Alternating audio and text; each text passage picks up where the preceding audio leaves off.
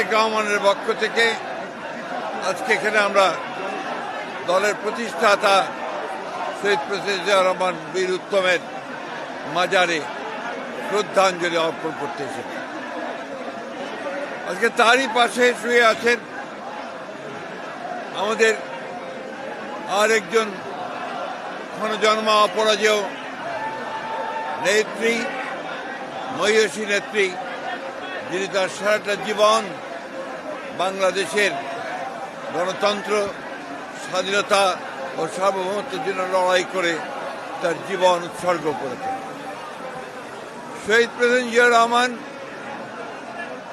বাংলাদেশের রাজনীতিতে একটি এমন নাম, যে নাম প্রতি মুহূর্তেই স্মরণ করতে হয়, যিনি বাংলাদেশের স্বাধীনতা ঘোষণা করেছিলেন এবং পরবর্তীকালে বাংলাদেশে গণতন্ত্রকে এবং বহুদলীয় গণতন্ত্রকে তিনি পুরো প্রবর্তন করেছিলেন। সংবাদপত্রের স্বাধীনতা নিশ্চিত করেছিলেন, বিচার বিভাগের স্বাধীনতাকে নিশ্চিত করেছিলেন এবং অর্থনীতিতে একটা বটমলেস বাস্কেটের অভিহিত হওয়া বাংলাদেশকে সমৃদ্ধির অর্থনীতিতে পরিণত করেছে। শহীদ প্রেসিডেন্ট জিয়া রহমানকে সেই জন্যে আমরা বাংলাদেশের মানুষ প্রতি বছর স্মরণ করি। তার অনুসৃত যে পথ, সেই পথে আমরা সামনের দিকে এগিয়ে যাই, একটা উদার গণতান্ত্রিক বাংলাদেশ প্রতিষ্ঠা করবার লক্ষ্যে আমরা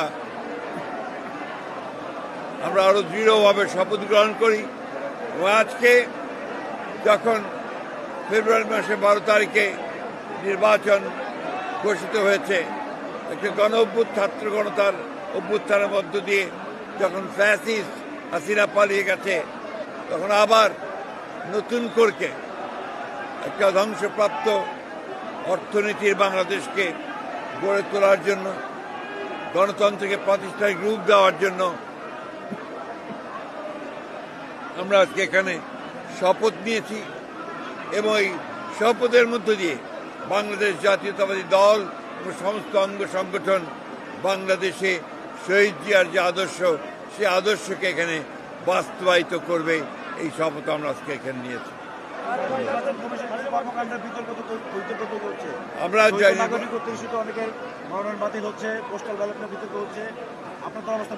এটা বরাবরই আপনার নির্বাচন কমিশনের যখন বাছাই হয় তখন কিছু সমস্যা থাকে, এটা নতুন কোনো ব্যাপার না। আমরা এখন পর্যন্ত নির্বাচন কমিশনকে দেখেছি যে মোটামুটিভাবে তারা যোগ্যতার সঙ্গেই কাজ করছে। আমাদের যে সমস্যাগুলো একটা আমরা মনে করেছি, সেগুলো আমরা গতকাল তার সামনে তুলে ধরেছি এবং আমরা বিশ্বাস করি যে নির্বাচন কমিশন যোগ্যতার সঙ্গেই এই নির্বাচন পরিচালনা করতে সক্ষম হবে।